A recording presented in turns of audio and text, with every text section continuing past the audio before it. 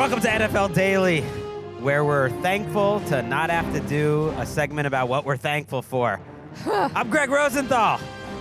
Yeah, he is. I'm in the Chris Wesseling podcast studio with my friends Jourdan Rodrigue of The Athletic and Colleen, Wolfe, and the show's going to be a good one when I already got a double bird flipped at me by our video producer here. I love that. Nailed it. These are the vibes I'm here for. Let him fly, Hytham. Yeah, this is just, it's got to be one of those shows. Colleen was like, I can't promise what's going to happen after we hit record here. I don't know, guys. That's the fun of it. You know, you just never know what's going to happen. Right, because we're going to talk about the Thanksgiving games. We're going to talk about the Black Friday game. And we were going to add some more to the mix. Like that was possibly a segment what we're thankful for. And I was just, I'm just not feeling, Yeah. That's it's too forced. I said it was hack, which, Hytham responded, well, I'm a hack. So he took it well. Now I feel bad about now bringing you're this telling everyone about There's it. quite the battle unfolding on either side of the glass today, and I, for one, am happy to see it. I'm excited to Happy the glass is there. see you guys. I mean, podcasts should be like that. We should leave a little room to just explore what could possibly happen. Yeah. Because this show, and we don't mention it almost ever, also airs on the NFL channel, which is an over-the-air, what is that? A fast channel. Like if you have a smart TV, which everyone does at this point, and they have the free channels that come Free with it. ad-supported Television. Television, yeah. So, yeah, if you have like a Roku, it's on that. And there is like a minimum because it gets on that. So we're worried. Apparently, behind the glass, we're worried about hitting the minimum. We're really Do you think getting it's in the possible weeds between here. the two of us that could happen, Jourdan? We're just a couple of big honkers, Greg, so I don't think that's going to be Yeah, I'm not worried about you guys at all. I'm not either. And it was really funny last week. Walker put on my favorite. that fast channel, NFL channel, which I hadn't seen Yeah. in a long time. And at the very bottom, every 7 minutes or so, there's a little lower third ad for NFL Daily, which that part's not shocking. Like we see it go around the ticker on NFL Network. But my image is part of the ad. I pop up. Greg saw himself and he's like, "Oh my God, I know him. Pop up, Greg." Amazing." No, it was very obnoxious because it just reminds me of that day where I was extremely uncomfortable taking those pictures. It also reminds me of the Will Ferrell skit on SNL where he pops up and starts interacting with the hosts on TV. Well, you're a big star now, Greg. It's a lot. I is what personally I want to retake that appreciate picture. Fast for broadcasting us because it makes me feel closer to my dear friend Lisa, who watches us while she is at the gym every Wednesday morning, very early in the morning, and she always texts me, so it's very sweet. And your mom apparently watches as well. On her exercise bike. Everybody in my life exercises except me. Honestly, I'm with you. So. Shout out Same. to Mrs. Rodrigue, maybe somewhere And Lisa. listening. And Lisa. How are the Wolves, by the way? You know what? They're great. Remember we used They're to get always annual so good. checkups on the Wolf family dynamics Yeah. around the NFL. Well, How are they doing? I will say that I'm very upset that I will not be home for Thanksgiving because it is one of the craziest days on the calendar for the Wolves. It's a little bit like a powder keg situation when we all get together. But I'll be home for Christmas this year. So, I mean, it's not really Christmas at my family's house until someone cancels it with a huge, huge blow up. And so I usually wait for that to happen and then I ring in the holidays. So it's like we're right there. We're on the precipice of that happening. Okay. I love that for the Wolves. They're one of the most fascinating. I feel like the more I know about the Wolves, the less I understand. My family's coming in. They're arriving at the airport in just a few hours. My parents' first time since last year at this time. But You're going to pick them up? I am going to pick them up. We'll talk about that maybe a little later. Hold them accountable. This is what Connie. can happen. Yeah. This is going to be like a loose family holiday show Okay. among friends. But I sent you a text last week. Now that we're just Did I freestyling, respond? talking about your families. Yes. And I had just mentioned that I feel like your brother doesn't get as much pop. Why would you say this? In your family as your sister, and you said that comment would start World War III Yes! in your household. Why is Greg, that? Happy New Year. Is that a sensitive issue? Yes, Why? because it's true. Oh, okay. So there we go. It's true. Well, now you can ring in Christmas. It's going to happen. Listen, everyone in the Wolfe family is equally loved, and I will give everyone an equal amount of attention. It's the danger of having 3 kids. Like 1 out of 3 maybe gets a little less pop. Yeah. And your brother is that man. God damn it, I love Greg, it. stop. He's not listening. All right, let's get to the I hope Thanksgiving not. game preview. He's on the treadmill. Tim. He's on the treadmill too. Tim's the man. See, I didn't even know Tim's name. That's how little Poppy No. Let's start. We're going to go through all 4 games. I'm excited for them. I know, some look better than others, but it's Thanksgiving. A lot of times they deliver even when you don't expect it. And as part of the preview, we are going to give one spicy side take per game.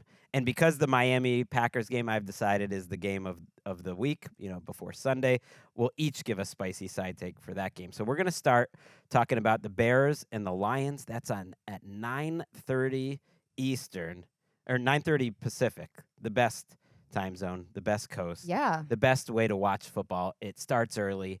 It ends a little early. I'm excited because Caleb Williams has been playing so much better than I would have been for this game a couple weeks ago. I know the Bears are out of it, but I don't really care about that. I care about entertainment value. And Caleb Williams playing outstanding football against the best team in the league. Look at this play. Is going to be entertaining, Colleen. And yes, we are watching the play where he rolls out to the side and just throws that dime to DeAndre Swift. That was awesome. And you can too if you're watching on Fast. There you go. Or on YouTube. Exactly. I know Lisa is. The Caleb Williams, Thomas Brown collab is much cuter. It's energy, right? It's much better than the Williams and Waldron release that was dropped on us in September. Caleb is not holding on to the ball as long as he was before, so he's got a little bit of a quicker release now. He had his second consecutive game of positive EPA. He has a higher completion percentage, up 71% now from 61%. And he looked really good against the Vikings blitz, which is something that a lot of people were worrying about and wondering about because of rookie quarterback going up against the Brian Flores defense. I mean, that's just kind of like the thing. But he was 9 of 12, 128, 2 touchdowns against it. It was his first multi-touchdown game against the blitz this entire season. I'm excited to watch the Bears, too. Of course, they're coming off the heartbreaker. They're in a completely different scenario and situation this season than the Lions are in. One team is completely dominating and has basically, every single facet of their game is firing right now, even after losing their star defender and Aiden Hutchinson. And then the Bears, they've lost 5 straight since their bye week. Eesh, 4-7. Yeah, they're done. Yeah. Fashion a couple times. I know. And last week was honestly one of them. But I think that here's my take, because it is the 20th Thanksgiving matchup between. Oh, she's going with the spicy side take right off the top. Let's go. I am. The Lions, they've only scored 25 plus points in those previous 19 matchups before. We know that the Lions can score a ton of points. They've already scored 50 plus twice this year. I say they drop another 50-point game, even with this Bears defense that's really, really good. This is, they've allowed, they did allow a season-high 30 points to the Vikings last week. The Bears did. But the Bears, they have the 8th best scoring defense. I don't think they show up this week. I think the Lions dominate. Here's the thing that I think is... And you told us before the show wasn't that spicy. 50 burger on Thanksgiving... That's spicy. That might be enough. A burger to on shake Thanksgiving. The floose loose. Anyway, so oh no, sorry, I'm so sorry. So I think you have a point there in terms of a very, very high scoring game. I don't know about 50, because at some point someone's going to come to the middle of the field with Dan Campbell and be like, why are you running up this kind of a thing? But I kind of thought about that when I saw Doug Peterson and Dan Campbell hugging at the end of that Jacksonville Lions the Michael game. Jordan meme. You know who's like not going to come Jordan at meme. him? Matt Eberflus. Yeah, no. Not that guy.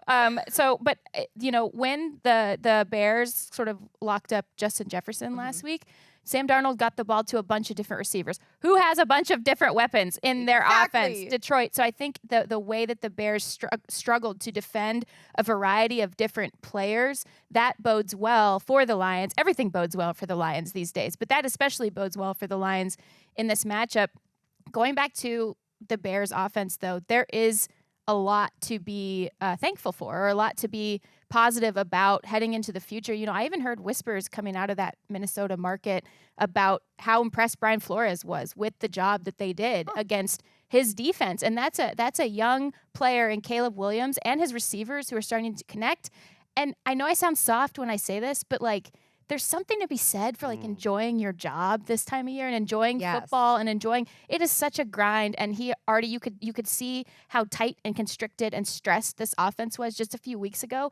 And like I mentioned, and you've alluded to as well, it's like energy now. It feels good. There's more answers for him. He's getting the ball out. They're having fun. They're playing free. They're losing, but they're winning at the same time. Yeah, well, you could see where the future is, and I think that's important. Now, I don't think the Bears win this game for the reasons that I mentioned, but I also wanted to ask as well, and I don't want to replace people before they're out of the building, but are we possibly watching Detroit Lions offensive coordinator Ben Johnson against his future team potentially? Or what are we thinking about that? I guess you could even say Aaron Glenn too, even though they're going to probably want an offensive guy, but still, I like that. If you're Ben Johnson and you can pick your jobs, you would think you would pick it based on quarterbacks, and having Caleb Williams on the second year of his rookie contract.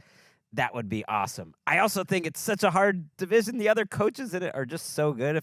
Not that you wouldn't take a job based on that. That's not how professional coaches are built. But I would be like, oh man, Dan Campbell, oh Matt LaFleur, oh Kevin O'Connell. Like, hey, how about I head over to the NFC South or something and beat up on? He those wants the teams, easy road. That's what Gregg wants. Yeah, well, it's just gonna be. It's gonna be hard. Easy road. And ownership there, will they step up? I have a feeling Ben Johnson will have as high a price tag as any first-time head coach in a while, right? Yeah, Right, well, right, he has wouldn't as a coordinator as well. I mean, they threw like he can they threw the say his bag number. at him last And the Bears year. don't seem like that. They don't seem like that team necessarily, but that is fascinating. I think that's why his value goes up, because he was like, no, I'm going to stay here. And it's like, oh, now he's even like more wanted, more coveted. One other thing about the Lions offense against the Bears defense that I think, unless we see a major adjustment from the Bears, they're playing a super high frequency, 5th highest in the league, of single high coverage, while Jared Goff is first in the NFL in completion percentage and yards against single high safety coverage,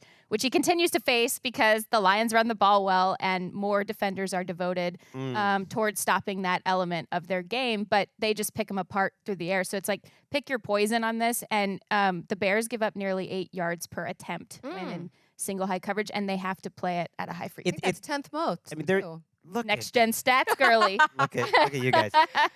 It's one of the weirdly under discussed aspects to the Bears this season. Matt Eberflus's defense is bad.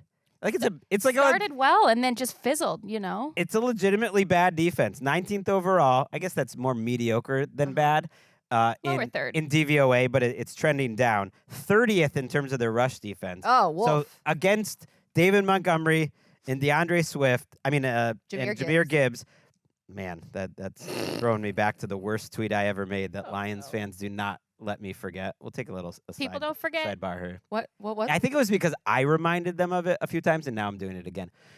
It was a tweet that said the difference between David Montgomery and Jahmyr Gibbs is not that big a difference to DeAndre Swift and Jamal Williams. Basically, like, they spent a lot of money to barely upgrade from their previous one.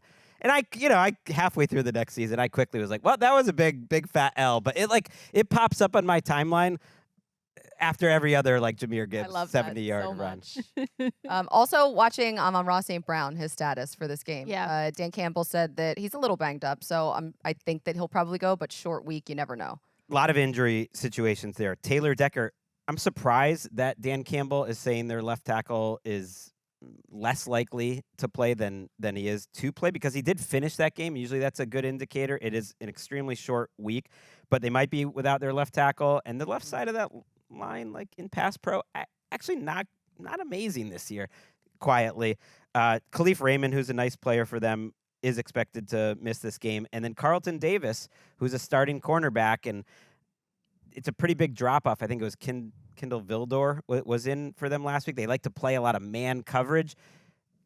Man coverage against Roma Dunze and DJ Moore and Keenan Allen. That is where I think the Bears would see some potential mismatches, assuming Carlton Davis isn't out there. And the way Caleb Williams is playing, I love the number. I love the over in this game. Saying it's going to be a shootout? Yeah, I like your 50 burger, Yeah. but Give me just a real sloppy 52-32. Oh, you my know what God. I mean? Ooh. Like the Bears aren't even really competitive, but all the fantasy owners of Adunze and Keenan Allen are very happy. That's like a good Thanksgiving brunch score, I think, Yeah. I would love it. Real messy. Now, A little alcohol in there, the Lions have passed. I'm coming over for Thanksgiving. What? They've passed You every. can join me and my dog. Yay! We'll have someone. The invite's open. The invite's open. Come on over to the Rosenthal household. There'll be a lot of. So many options all of a sudden. There'll be a lot of interrupting at the table. You won't be able to finish your thought. Dan Campbell knows this is a big game. This is their Super Bowl. They've passed every test along the way. They've won the close division games, like against Minnesota, where they give up leads. They've beaten the bad teams, usually by a lot. They have lost 7 straight games on Thanksgiving. Dan Campbell was asked about that on Tuesday. I think there's 2 things. Number one, get a W, right? And it's a division win. That's why this is huge. Number 2 is because, the players are going to get a couple of days off. So they got family, friends in. It'd be nice to, to feel good about it when you're with everybody. Because it's just not real fun. It's not real fun to be around. Ask my wife. She'll tell you. Like, that's what she's praying for a win. I mean, big time, because she knows that, I'm a bear when we don't win. So we all want it. And it is long overdue, but we got to win the win. I love Dan Campbell. I have a fun fact about that shirt that he's wearing, too. It says anti-fragile on it with the Anti-fragile. Lions logo. So that comes from when Brad Holmes and Les Snead were rebuilding the Rams together into the Super Bowl winning team. But Anti-Fragile is inspired from this book that they all read, and it's called Anti-Fragile: Things That Gain from Disorder. And it seems like he's wearing it this week because every week the Lions have lost an important player to injury, and they keep freaking winning and just putting a beat down on people. I mean, every week it has been an impact player that has gone down to injury, and they just keep rolling because they are an absolute freaking wagon. Anti-Fragile. I love that fun fact. I love that we are already getting reminders from our producer to just all right, let's move it along. You've gone almost 20 minutes. We're not hitting the under. We'll never Always do bet the over with this one. I didn't even get to all the fun stuff I said. Me I wanted either. to talk about. Talk about it, Okay, Greg. Go. Do it. Oh, no, I mean, this is so disorganized. I don't even know. I do want to say before this game, though, I think Caleb Williams' play the last 2 weeks should be making Bears fans absolutely thrilled. I'm almost shocked that he hasn't been getting more pop. Like the last 2 games out of Caleb Williams, to me, were as exciting or more exciting than any games by any of the rookie quarterbacks this year. Put Jaden Daniels and Drake May. And because the team is such a downer, it's not getting as much attention. But some of the things he's doing, he's getting better getting to his second read faster. I wouldn't say it's fast, but it's definitely way faster where you see him reading the whole field. Already one of the best in the league at 2-minute situations. They showed the stat on the Fox broadcast last week that they're in the top 5 in terms of points at the end of, I think it was the first half. And then you saw the way they managed the situation at the end of that game, getting 11 points in the last 2 minutes. Like, he is so good there. And then the confidence, the celebrations he's having after some of these throws early in games, it just kind of lets you know that he's feeling it. And I think he'll know that everyone in the country is watching him in this game, and he was throwing with such confidence with zip last week into windows that were very difficult. I'm like, oh, he is arriving, and that's why I've got it at 52-30. I love that. And Keenan Allen, too. I mean, this was his third game with double-digit targets. So Caleb just kept going to him. I think he had 15 targets in this game. So he had, I'm looking now, season high 9 catches, 86 yards on 15 targets. So I love that they're getting him more involved, too. Play Keenan Allen in fantasy. I don't think you can't run on the Lions, so I do think there's going to be a lot of passing yards in this game. All right, let's go to our next game. Yes, Giants and Cowboys. This is traditionally the most watched NFL game of the season, the Cowboys Thanksgiving game. We'll see if that will be the case this year, where it's not as appetizing. But what are you going to do? Not watch it?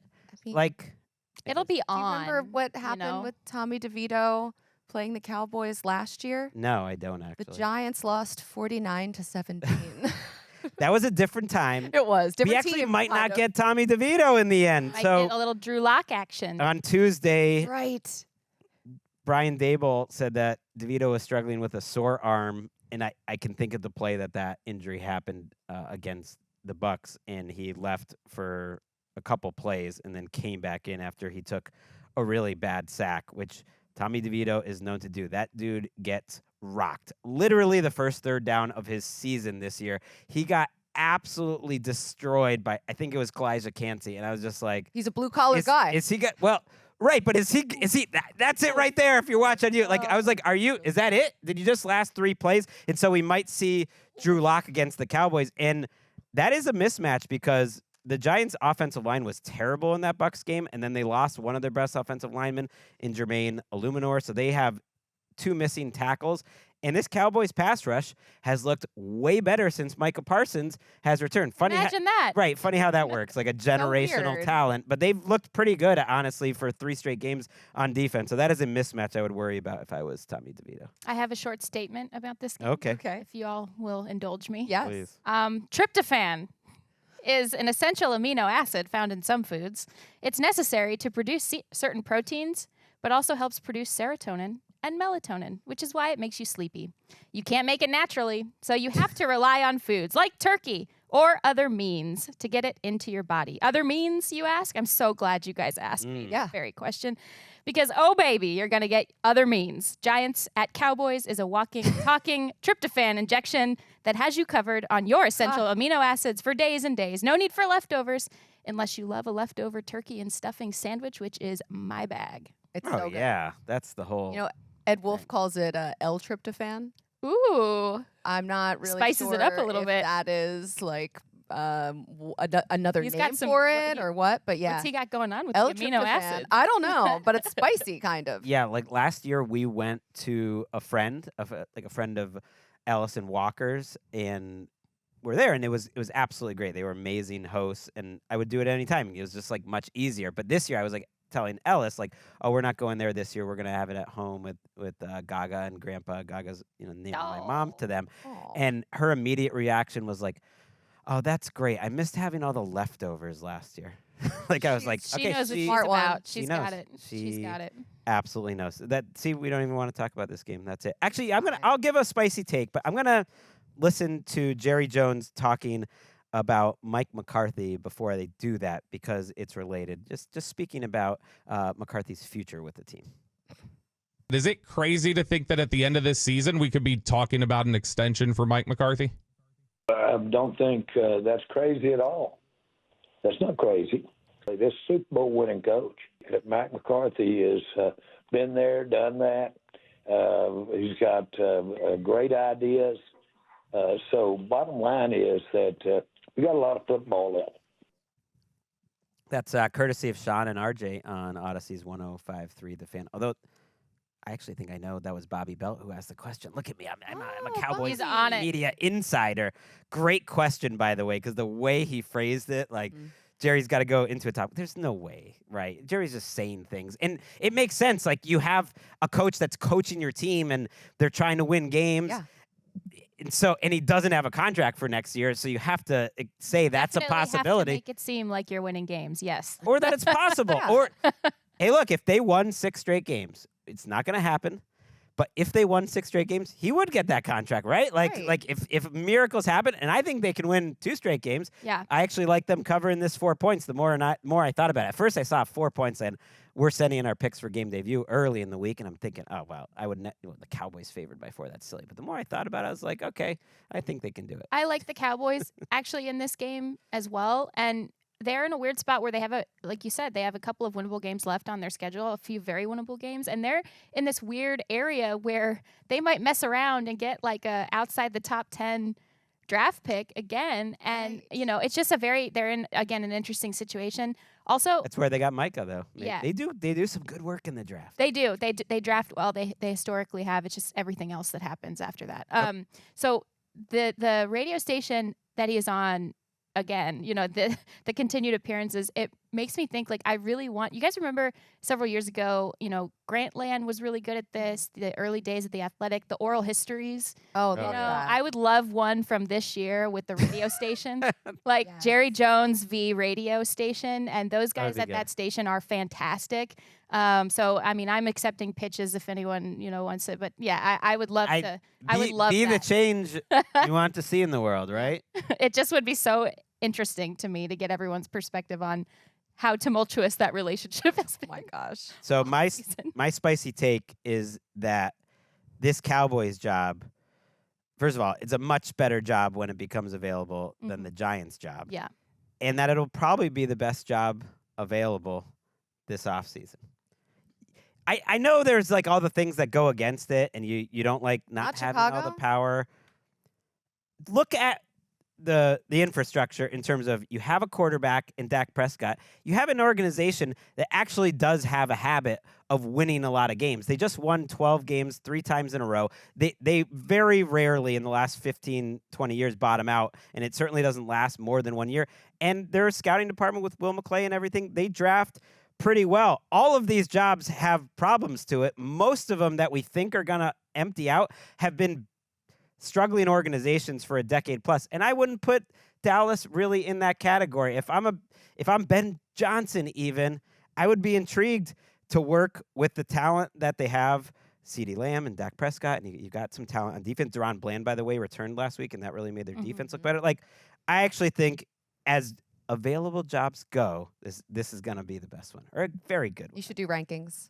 Well, we don't even know totally what's out there, but Hey, if we by some chance do hit the under, we could just do that at the end. Exactly. Ranking the we under. we are definitely not doing this. I have a stat for you. I just couldn't believe the Giants haven't had a lead since October 6th, What? I mean, I believe that. No. Yeah, I believe that. Oh. and I believe that. It's driving their players crazy too. Malik Neighbors, I think, is going to freak out Yeah. even more so by the end of this season.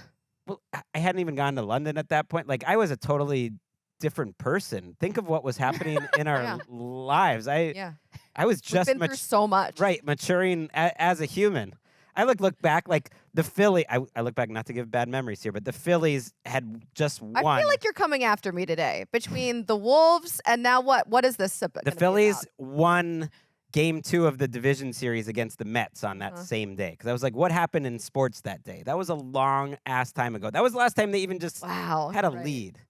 Let's listen to Dexter Lawrence after the game because this is their best player, and I think it speaks to where they're at as a franchise. Dexter, after a game like this, are you angry? Extremely. We play soft, and they beat the out of us today. We missed a lot of tackles. We didn't contain Baker well in the scrambles. We didn't cover well. It's soft to me. How would you describe your level of frustration right now? Probably a 10. Oh, man. I want him to get Defensive Player of the Year and do the thing that Cortez Kennedy did when I think he was on a 2-14 Seahawks team and won Defensive Player of the Year. Anyways, we'll see. I was wondering, like, who is he talking about? I went and looked at the stat sheet. It's hard to really point fingers. You can't. But there's a lot What of did their you see on the stat sheet? nothing. They didn't have a quarterback hit or a sack. Like they had 4 hurries total, but now that's Baker getting rid of the ball Yeah. quickly. Their rookie cornerback who they travel is going to have to, and not rookie, second-year cornerback is going to have to travel banks with CeeDee Lamb. They do a better job, at least in that last game McCarthy did, of scheming open their number 1 receiver to get good looks, which has been a criticism of McCarthy in the past. But CeeDee Lamb was awesome last week, and so hopefully they do that again. If the Cowboys do win, as we are predicting, this would, I believe, be their first home win Oh, of the year. Oh, yes. They've been setting some that's right. Yeah. some boundaries of, I think they're the 3rd worst team through 5 games at home in the history of the NFL, which is, that's tough to do it Pretty bad. in terms of point differential. And then the Giants not having a lead in 6 straight weeks, I think was the first time since like 62, something like that. That's So, really something.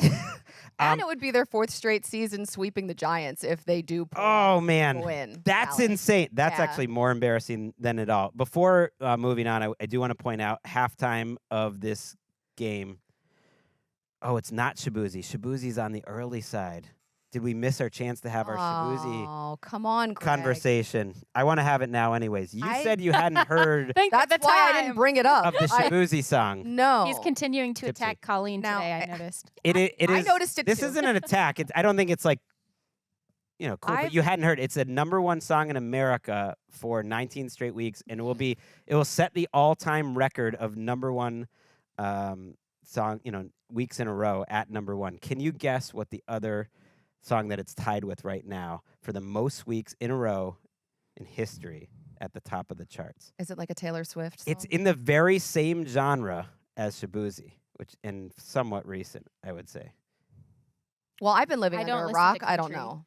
You don't listen to And country. I don't do country either. It's Lil Nas X. Like, is that Oh. Oh, sort good of for the same him. genre? It's He's okay. delightful. Yeah. But I'm glad that Shabuzi came up because I felt embarrassed the other week where out of nowhere, Nick Shook asked me what my favorite Beyonce song was on a Monday night thing. We were just talking Beyonce a little bit.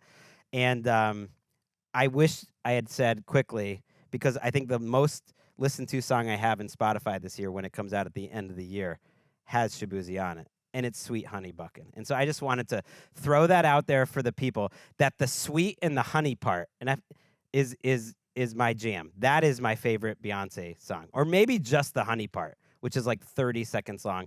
That's the best piece of music from the last year. Greg is showing everyone that he is fully up to date with pop culture, and he That's is a great album, though. multifaceted, has a lot of layers. I just wanted to, it came up, we're thinking Shabuzi, and I'm like, the first minute and a half of that song is just perfect. I just listen, or 2.5 minutes, depending on how you want to do it. I liked Two Most Wanted from that because it reminded me simultaneously of driving up the 1 and then also somehow Thelma and Louise as well.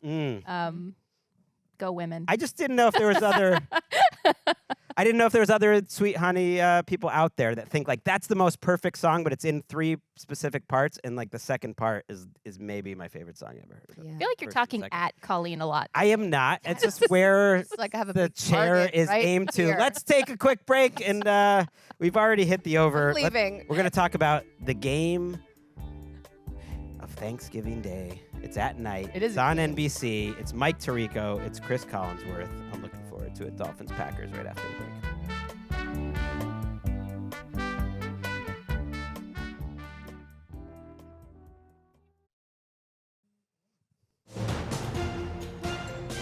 Back on NFL Daily. We've confirmed during the break, Colleen Doing it again. Yeah. has not listened to Tipsy. No, I just haven't heard it. Yeah. So this is the first time. And you know what? I want to thank you for bringing this to my attention Okay. because now I feel smarter. I've learned something today. I appreciate that. Yeah. Apparently I he's going to be performing in Philadelphia on December 16th. Fight. new album out, I believe. Will the Wolves go? The Wolves might go. Is Tim involved? Not all together. No, we cannot do this. Do not make this a thing. Sunday Night Football. I love you, Tim. Dolphins Packers. I'm old enough to remember when they didn't have a third game on Thanksgiving. I love Tim. Like, Oh my God, we have to stop. You No don't one- understand what is going to happen. no one if gets he- it done. Like Tim. Tim Wolfe. The number one Wolf. All right. This is going to be a big week. Big week for the Dolphins. They've been slowly getting back in the mix. 3 straight wins. The rest of their schedule after this game, quite favorable. Toughest game they have left after this is the sinking like a stone Texans, which I would say the Dolphins would be favored against. Mhm. And so this might be the biggest game of their season, not just because of that, but also because it brings up a lot of the old stuff. Let's listen to Tua Tagovailoa talking about the narratives that have surrounded the Dolphins the last couple of years. You mentioned the significance of the coming game. What do you think about maybe playing in some cold in Green Bay? Yeah. I mean, I'm excited to kill narratives, so let's go. Bring it on. Hell yeah. I love that out of him. And the narratives would be that the offense slows down at the end of the season. When we're at Thanksgiving, it's officially the end of the season, and that they struggle in cold weather, 0-4 under 40 degrees. It'll be 29 degrees and cloudy at Lambeau Field, so really like not that bad. What about snow? Is there any snow in the forecast? Cloudy? That's bad enough. 61% precipitation Oh. chance. I really So, went, I really high went chance. into it. Yeah, so it's going to be cold. It's going to be great football weather. I think this is actually the second best game of the entire slate this week behind Philly-Baltimore over the weekend. Like, I think this game is going to be so fun. There's all these little subplots in it as well. You know, Mike McDaniel and Matt LaFleur once worked together. They were sort of missed each other at a couple of different stops, but they were also on several of the same coaching staffs. They've shared assistant coaches. One thing that is super interesting to me is that, if I can find where I wrote it down. This is where the color kind coding would I know, work. I didn't highlight anything today. Joe Barry is the former Green Bay Packers defensive coordinator who was kind of much maligned by the fan base, and his defense was just played in that deep shell a little bit too often for their liking, was boring. Kind of got the reputation of being soft. And now he's the defensive run game coordinator and the linebackers coach in Miami. Well, Josh Jacobs, who's on a real hot streak, is going to be running the ball against that Dolphins front. Like, there's some really interesting coaching matchups in this as well. And also, this is a Dolphins team that, despite the cold, they're really getting hot at the right time, guys. There we go. Oh, yeah. Love that. And it kind of a still, they can be so phenomenal, but still erratic under pressure offense. And I love this. I think this is going to be a really fun game. That's the matchup to watch. And honestly, that is where my spicy take is as well. Let's hear about it. We all have spicy takes. This game is so good, we decided to do that. Exactly. I think Josh Jacobs will be the second player all time to run for 200 yards on Thanksgiving. Oh, I like that. Uh-huh. Colleen went big because if you get even one of these, if you get even one of these two right, everyone's gonna remember it. People hit her up on Blue Sky. You know, people are gonna be going absolutely nuts. Yeah, this is the running backs chapter. So Josh Jacobs is going to do it for all of the other running backs that will come before him just days after Derrick Henry and Saquon Barkley. Running backs on new teams, they rushed for 255, 140. I mean, this is the year of the running back. I like it. I also have a spicy Josh Jacobs take. I think he's going to go for 2 touchdowns. I didn't do a yardage. I think he's going to get 2 touchdowns in this game, but I'm picking the Dolphins. I love the energy that's coming out of the Dolphins building right now. Yes, that cold is a little bit of a difference maker, but again, that's not the negative 11 degrees or whatever it was that we've seen them struggle in before. Kansas City. Also, they played great in that Buffalo game in the that storm one, and it was offense. snow. I was there for They it. played really well. They just lost to a team that was a little better. And I can't emphasize enough how much of a difference I know I've honked about this a lot on this show about how specifically this offense is predicated to the timing and the way that Tua Tagovailoa can run the different pre-snap and at-snap movements and the footwork in his drops and coordinating them with the route pairing, all of these types of things that are so aligned with what he specifically does best. And this is courtesy of Aaron Schatz, our friend on Blue Sky. Miami Dolphins pass offense DVOA in weeks 1 through 7 was 30th. In weeks 8 through 12 has been 9th, and it would be higher weeks 8 through 12 if not for opponent adjustments as well through that DVOA process. And so this is a completely night and day team again when Tua is back in the lineup, and they're feeling it a little bit, guys. They've been awesome. I've watched every snap. I mean, I try to do that with every team, but Miami especially, I've been trying to watch live and going back, and it's really interesting because I think Tua's playing the best football of his life, and yet he's actually playing now like everyone used to accuse him of playing, right? But he never was, and by that I mean it really is a dink and dunk offense right now. They're playing 2 tight ends. The third receiver is Odell Beckham, who hasn't really gotten it going, had a bad drop last week, only had 17 snaps. And they play Jonnu Smith and Julian Hill, and Jonnu Smith is really their third receiver. And the numbers don't lie. His air yards per completion is less than half of what it was just 2 years ago. They are much more of a yak team. They're much more of a Chiefs-like third down team where you're really just trusting the quarterback to make all these decisions. And they're also a ball handling team. I do worry about that in the cold a little bit because Tua is magical in terms of his play fakes, and now he's doing the no-look stuff like each and every – they're just flexing on people, and I really think it makes a big difference. Am I crazy that Donovan McNabb was awesome at that? I'm trying to think, who are the best, ball fake players ever? Peyton Manning is certainly up there, but Tua is right there at the very top. Like, they're taking it to the next level of, like, you just don't know where the freaking ball is, and he's so confident in what he's doing. That makes a big difference, and it's really made up for the fact that they don't run the ball that much anymore or that well. So that does concern you in situations where you want to, salt away a big lead. You want to be diverse. I don't think that this is going to be that kind of game. I think both offenses have real mismatches, and there's going to be a lot of points. I think this Dolphins offense right now is probably the best version of itself to, if they are going to win this game against the Packers, they have their best shot with this offense as it is right now.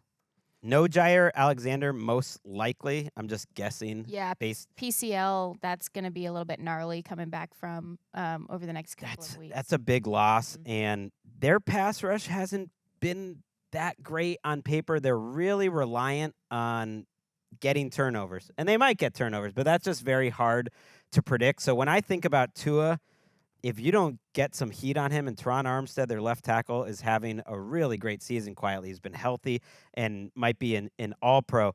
Man, if you don't get pressure on him, I love the offenses on both these teams because I agreed with everything you guys were saying about Jacobs. I think he has a monster day. Yeah, and you do have to run the ball a lot if you're Green Bay, I think, because if they can get Chop Robinson going the way he has been over the last couple of weeks, if you're Miami, Calais Campbell has been playing out of his mind. Your guy Sealer has been playing good partner for those guys.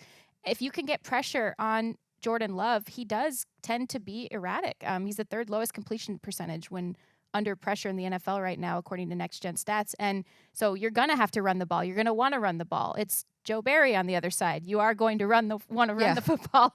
Fair. And Josh Jacobs is getting hot at the right time. I think, too, another player to watch in this matchup on the other offense, tight end Jonnu Smith, who I think he has a great opportunity to go off against the Packers. 3 touchdowns in his last 2 games.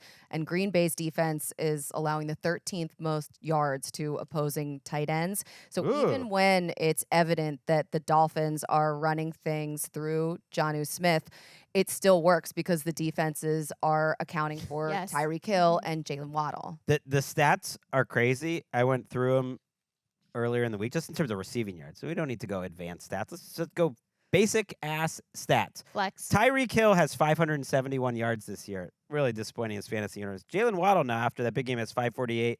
Jonnu Smith has 535. So it's like the three big guys. And Tyreek Hill actually had a tweet this week, which was hilarious.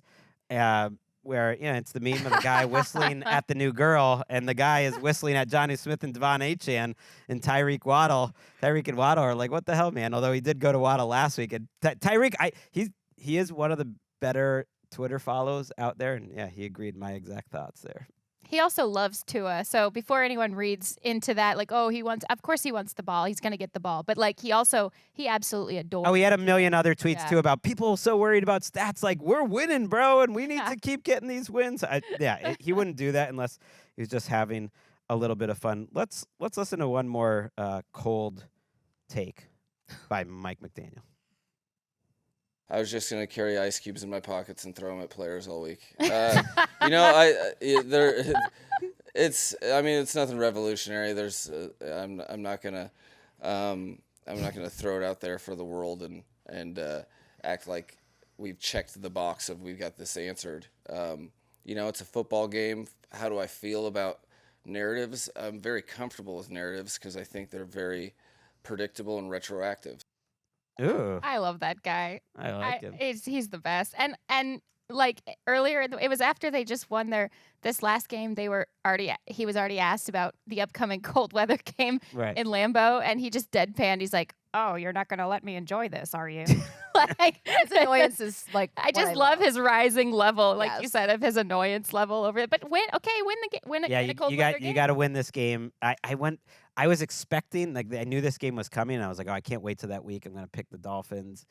And now as we got closer and I looked, and the Dolphins, there is something in my soul that doesn't quite believe in this Dolphins defense on the ground, and I feel bad. We had Anthony Weaver, their coordinator, on the show last week, and now I like him, so I'm rooting for him. But just when I think about what's the best thing about either of these teams, as great as Tua has been, as great as Tyreek Hill has been, I think the best, most unique thing in this game is the Packers running game and all the crazy stuff. The way they do it, the right, way they scheme it is freaking beautiful. That they throw at you. Oh, my God. And I look, and the Dolphins are 30th against the run in terms of DVOA. And I think that's like a lot to make up for. I think we're going to have a lot of points. It'll be a lot of fun.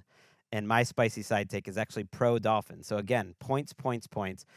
After that Tyreek tweet, I say it's a squeaky wheel situation. They all know, okay, we had to get Waddle his time last week. Now it's Tyreek. He goes 150 yards, let's say, and a touchdown. I wonder how much their playoff probability goes up if they win this game, because right now it's at 16%, but their remaining schedule is pretty good. I mean, aside from the Niners, which I don't know what we're feeling about the Niners right now, because they're not the Niners that we know and love of the past, but they have the Jets, the Texans, they have the Jets twice, actually, the Browns. So if they get this, then they have a nice shot. Yeah, we'll save that for Sunday's show. I mean, for the preview show, rather, previewing Sunday. But I don't know about this Brock Purdy thing is very on my radar. Yeah. And if it's a Brandon Allen situation, that's definitely a good game. Fun game. I'm taking the Packers to win, but the Dolphins to cover the 3.5 points. That's my pick. You don't have to make a pick, but you could break the tie here, Colleen, if you wanted to be. I got to send my spicy. picks in anyway after the show. So, you know what? Yeah, I'm going to go Spice. No, I'm not. I got burned last night. I'm going to take the Packers. Okay.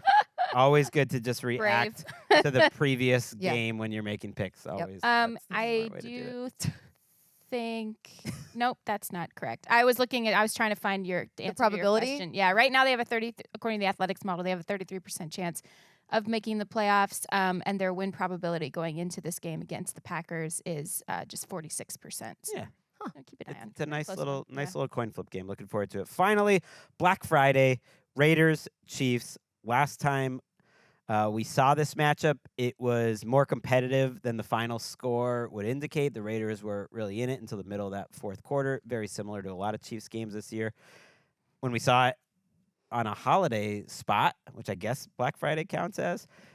It is now. We saw the Raiders win with Aiden O'Connell, and we're very likely getting Aiden O'Connell back for this game. They activated him off IR. He did practice, I believe, on Monday, and the expectation is that he will start for Desmond Ridder. I have a feeling he was going to start this game anyways.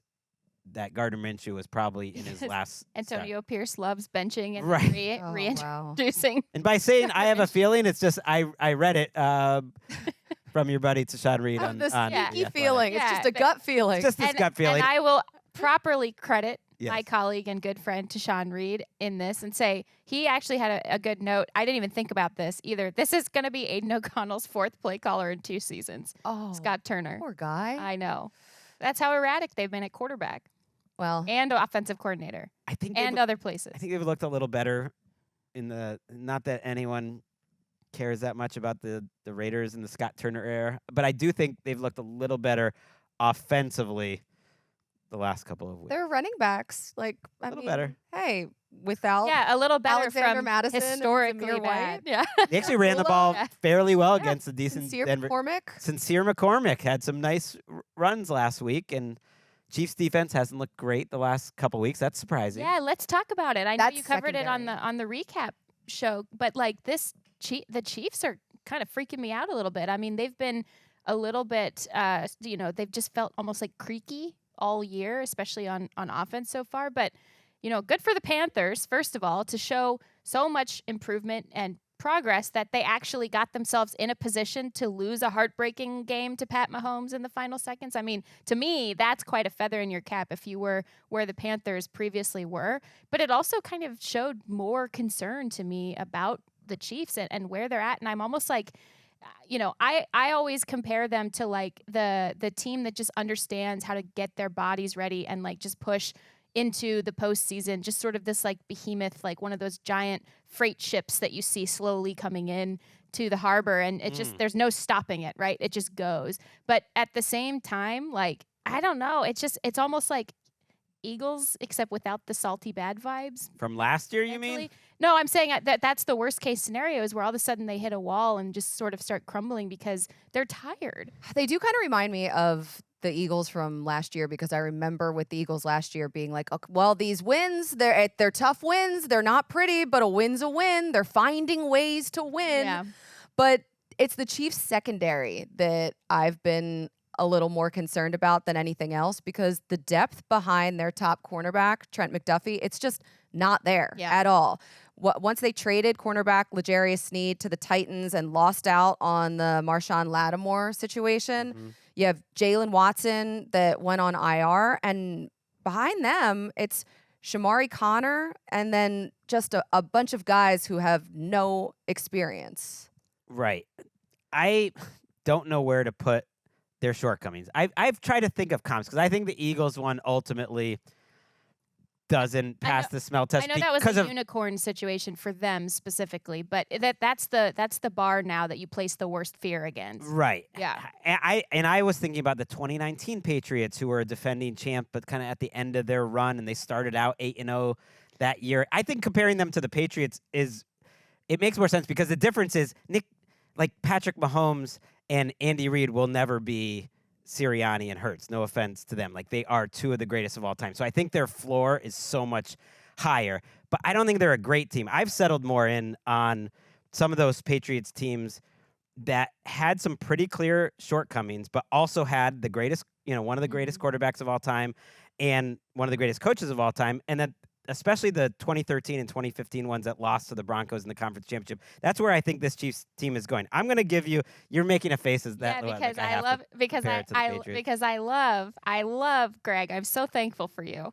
And I love that you took a one-to-one comparison that I never made and turned it into a rebuttal point.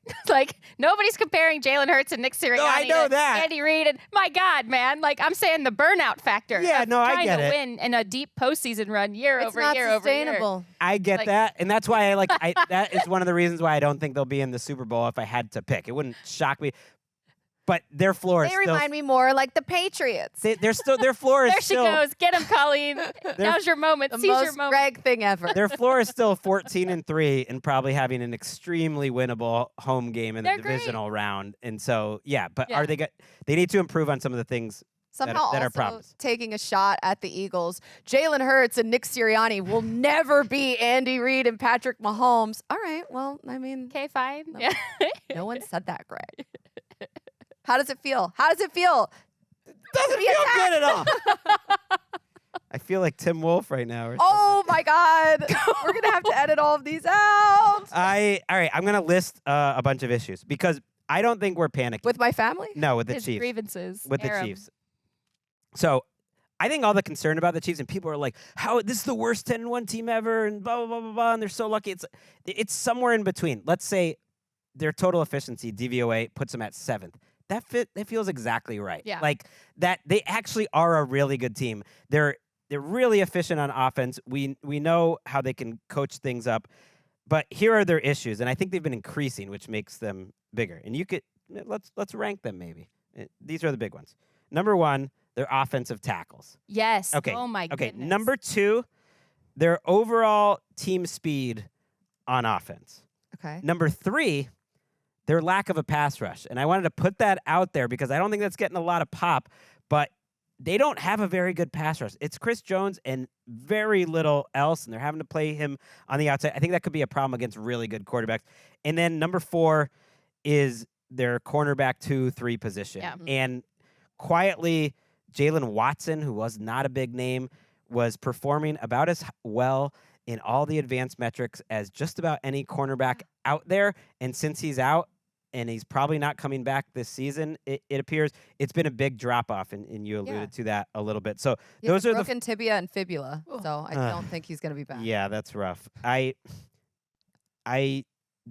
present those as the 4 issues: the tackles, the team speed, cornerback 2/3 maybe, and then the pass rush. What is your biggest issue there? The tackles. I think you have them ranked spot on there because I agree, and I have not seen the pass rush thing brought up a ton, but at the same time, we sort of just assume that in a Spagnuolo system, any issues that come up will be fixed, right? But that might not necessarily be the case deep into December and also into the postseason that they're expecting to play. The tackles are a problem, and they've been a problem for a lot of the year, they've been rotated either due to performance or to injury issues. They have they show up every game. Against the Panthers, they were a huge issue. They were a real reason why the Panthers were able to gain some momentum deeper into that game, because they were not only having some issues with their standard rush, but also some of the blitz pickups that they needed to account for. And yeah, I would rank that number one for sure. Team speed also is a factor. It does lead into my spicy side, but if you're still going, or if we're still no, let's hear it.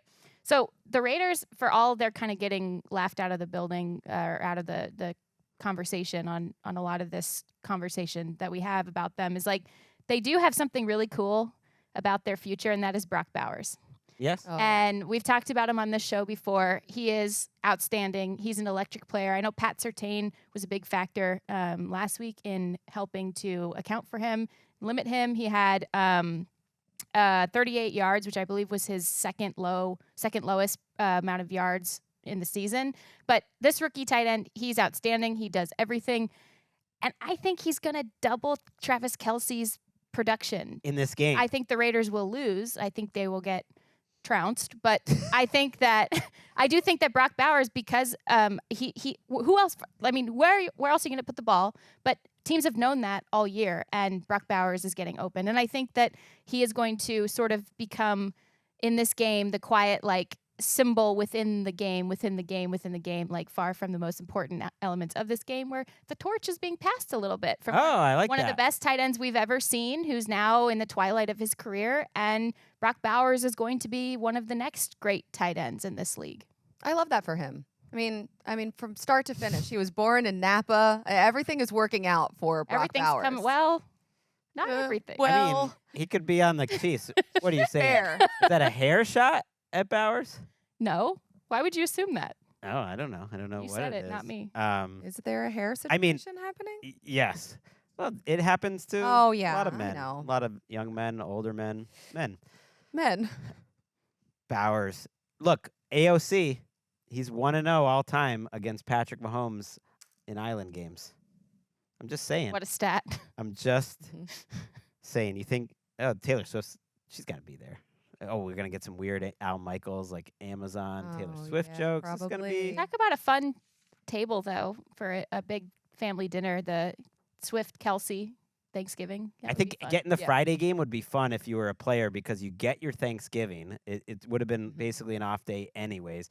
But you also get the little extra longer weekend break off. Like Friday's But good then day to like play. Thursday, you're just waiting for the game. I would say Thursday would be the good day, and have Thanksgiving on the Friday with your family, because you can't actually eat any of the food if you're playing on Friday. Or the early Can't game eat Thanksgiving on and play the next day? I mean, guess. I don't know how it works. It's they're on a pretty strict Okay. diet, at that point. Okay. And Professional athletes. When you said passing of the torch, I like that, Bowers and Kelsey. I was thinking the passing of the torch might be to Noah Gray. Mm-hmm. Noah Gray, it doesn't Yeah. surprise me that he's becoming the primary receiver, because it goes back to the four things I mentioned. Team speed.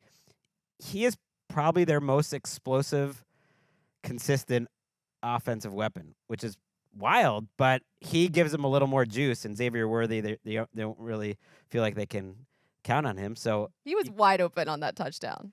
he There was. was no one even close to him. He was. There was a third down late in that game where Mahomes ate the ball and they gave it back to the Panthers, and Worthy was the primary read. And I thought he was kind of open on the play, and Mahomes just didn't throw it to him. And I was like, "Ooh, that's just a problem when you're not trusting."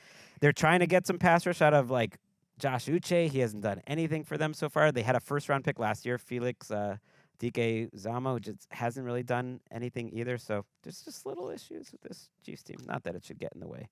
We did it. We got to the end. What was our time? I don't know. I don't keep Watch, track. we went Someone like tell way me over. Watch. how did we get? Did we get over the under? The under I'm going to say it was we over over. 50 We hit minutes. over. well Way over. way over. Thank you. That was like spending Thanksgiving together. You guys are welcome. This was a nice you know, hang. to come out. Good hang. We will be back on Wednesday. We're still doing all our normal shows this week. Patrick Claybon, Steve Weiss in the building. That's going to be getting out a little earlier. We're taping that early. We previewing all the rest of the games.